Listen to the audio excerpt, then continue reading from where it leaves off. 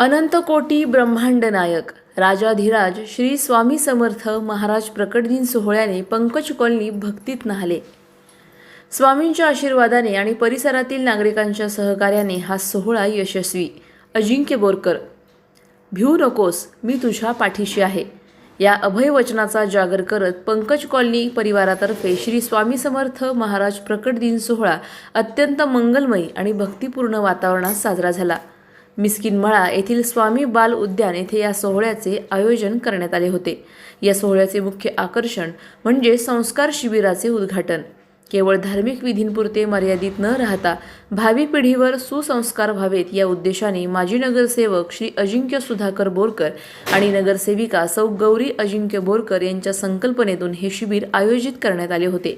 या कार्यक्रमाला महापौर ज्योती गाडे, नगरसेवक ऋग्वेद गंधे, सामाजिक कार्यकर्ते शिवाजी डोके, सामाजिक कार्यकर्ते गजानन भांडवलकर, सतीश गुंफेकर, राहुल जाधव, तेजस बोरुडे, दीपक परदेशी, प्रतीक भोगे, रोहन खिलारी, सचिन दारकुंडे, आयुष लहारे, किरण पवार, हर्षल बांगर यांच्यासह अनेक मान्यवर, प्रतिष्ठित नागरिक आणि मोठ्या संख्येने महिला व बालकांनी उपस्थिती दर्शवून सोहळ्याची शोभा वाढवली.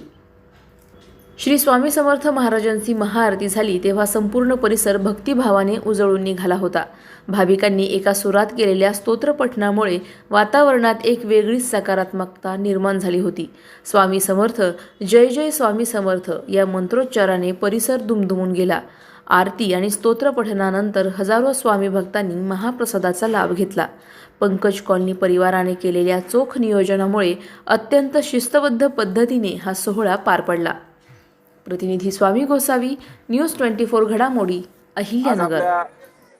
सालाबादाप्रमाणे पंकज कॉलनी येथील श्री स्वामी समर्थ मंदिरामध्ये आज स्वामी समर्थांच्या प्रकट दिनानिमित्त महाप्रसाद व महाआरतीचं आयोजन आज आपल्या कॉलनीतील सर्व सभासद, सर्व युवकांच्या माध्यमातून आयोजित केले जाते.